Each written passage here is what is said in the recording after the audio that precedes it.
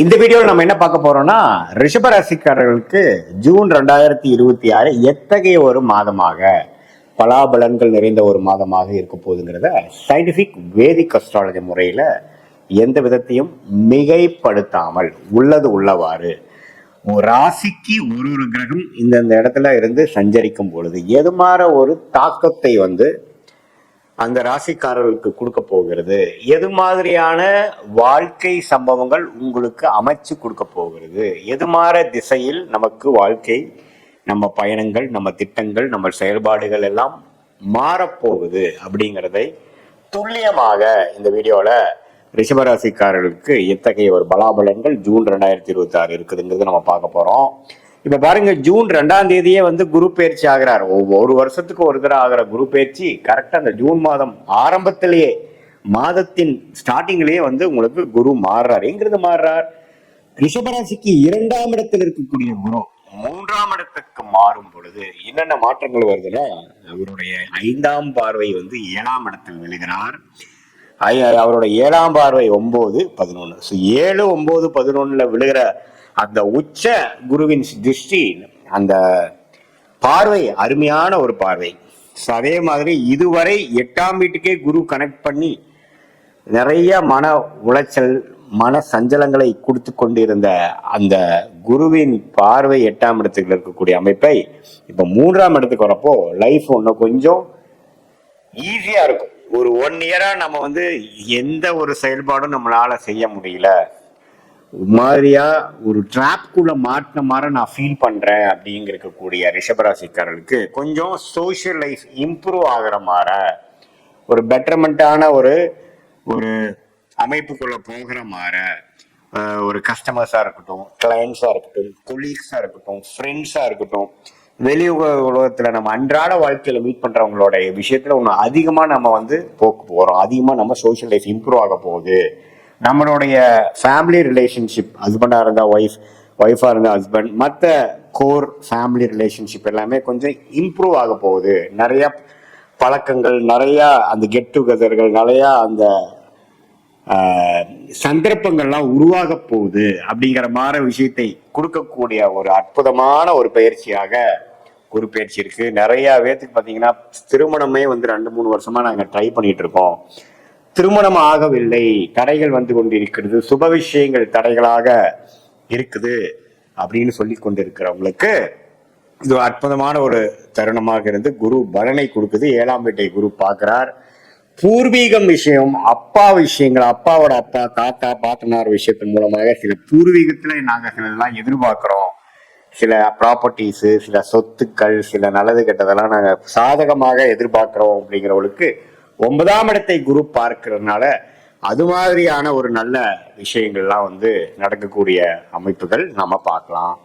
11ஆம் இடங்கிற லாபஸ்தானத்தாடைய மீனம் அவரோட வீட்டையே குரு பார்க்கறதுனால சில நல்ல லாபங்கள், நல்ல மனசை குதூகலப்படுத்தக்கூடிய, பூர்த்தி செய்யக்கூடிய ஒரு நல்ல விஷயங்கள், சுப விஷயங்களா இருக்கட்டும், குழந்தை பேரு விஷயமா இருக்கட்டும், நடக்காத திருமணம், நம்ம எதிர்பார்க்கக்கூடிய ஒரு தருணங்கள்லாம் நடந்தேறதாக இருக்கட்டும், ரிலேஷன்ஷிப்ல இன்னும் கொஞ்சம் குதூகலம் அதிகமாகிற மாதிரி இருக்கட்டும், எல்லாமே பாசிட்டிவாக பண வரவு, பொருள் வரவு, வண்டி வாகன வரவு, வீடு, லேண்டு, அது மாதிரி விஷயங்கள் வாங்குறது, உறவுகள்ல ஒரு நல்ல ஒரு முன்னேற்றம் அப்படிங்கிற மாதிரி ஒரு அற்புதமான ஒரு நல்ல விஷயத்தை கொடுக்கக்கூடிய குரு பார்வை உண்டு.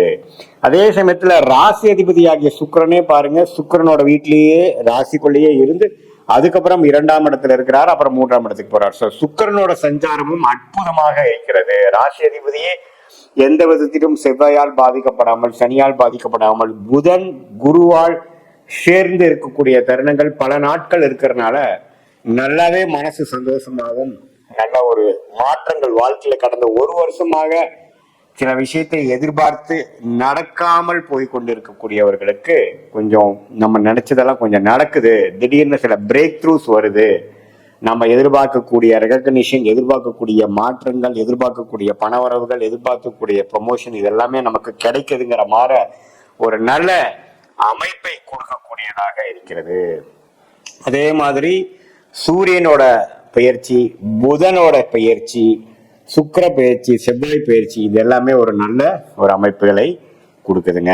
லேட்டர் இந்த மந்த் தான் பார்த்தீங்கன்னா செவ்வாய் ராசிக்குள்ளேயே வரும் பொழுது சில கோபதாபங்கள், சில டென்ஷன், அது மாதிரி விஷயங்கள் கொடுக்குமே ஒழிய ஓவராலா பார்க்கும் பொழுது ரிஷபராசிக்காரர்கள் வியாபாரிகளாக இருந்தாலும் சரி, தொழில் இப்போதான் ஸ்டார்ட் பண்ணக்கூடிய இப்போதான் ஒரு செல்ஃப் எம்ப்ளாய்டா இருக்கீங்கிற மாதிரி இருந்தாலும் சரி, எம்ப்ளாயீஸா அதாவது வேலைக்கு போகக்கூடிய உத்தியோகஸ்தர்களாக இருந்தாலும் சரி, மாணவர்களாக இருந்தாலும் சரி, இல்லத்தரசிகளாக இருந்தாலும் சரி, சீனியர் சிட்டிசன்ஸாக இருந்தாலும் ஓரளவுக்கு மனசு சஞ்சலங்கள் குறைந்து ஒரு நல்ல விஷயங்கள் வாழ்க்கையில் நம்ம எதிர்பார்க்கக்கூடிய உறவுகள் விஷயத்துல இருந்தாலும் சரி, பண விஷயத்துல இருந்தாலும் சரி, உடல்நல விஷயங்களா இருந்தாலும் சரி, ஓரளவுக்கு வாழ்க்கை கொஞ்சம் சுவாரஸ்யமான சில விஷயங்கள் நடக்குது.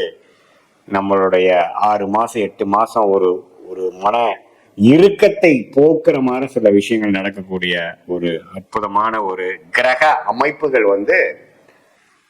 சனி 11 இருக்க, ராகு 10 இருக்க, 4 கேது இருக்க, இது மாதிரி இந்த புதன் சுக்கிரன் அது மாதிரி கிரகங்கள் நல்ல ஒரு அமைப்புல இருக்கிறதுனால அந்த குரு பயிற்சியும் பாத்தீங்கன்னா நல்ல தாக்கத்தை கொடுக்கறதுனால சில நல்ல வாழ்க்கை மாற்றங்களை நாம் எதிர்பார்க்கலாம் என்று நம்ம தெரிஞ்சு கொள்ளணும்.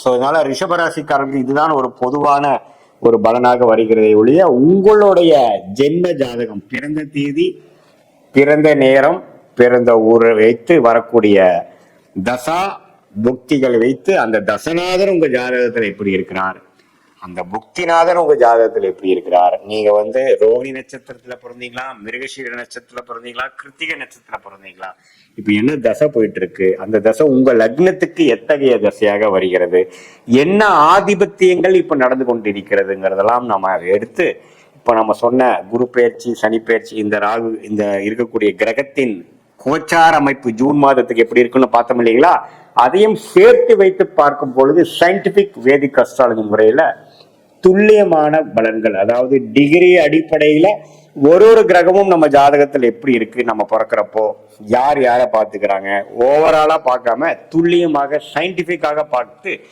எதையும் மிகைப்படுத்தாமல் மூட நம்பிக்கை அது மாதிரி விஷயத்துக்குள்ள போகாமல் ஒரு கிரகமும் இருக்கும் பொழுது சயின்டிபிக்கா என்ன ரிசல்ட் கொடுக்கும், என்ன மாதிரி பலன்களை கொடுக்கும் அப்படிங்கிறத துல்லியமாக பார்த்து அதற்கேத்த ஷார்ட் டேர்ம் எப்படி இருக்கு, நமக்கு லாங் டேர்ம் எப்படி இருக்கு, எந்த மாதிரி விஷயங்கள் எது மாதிரி காலத்தில் நடக்கும் பொழுது எது மாதிரி விஷயங்கள் நமக்கு நடக்கும், எந்த கிரகம் நமக்கு ஃபார்ச்சுனேட்டா மிகவும் யோகமாக இருக்கு, அந்த கிரகம் நமக்கு எத்தகைய ஒரு தொழில், எத்தகைய ஒரு துறையில் நமக்கு ஜெயிக்க கொடுப்பார் அப்படிங்கிற விஷயங்கள் எல்லாம் நம்ம பார்த்து அதுக்கு தகுந்த முடிவுகளை எடுத்து சயின்டிபிக் வேதிக் அஸ்ட்ராலஜி மூலமாக நல்ல பலன் அனுபவிக்க முடியும் என்று சொல்ல விரும்புகிறேன். மீண்டும் மற்றொரு காணொலியில் சந்திப்போம்.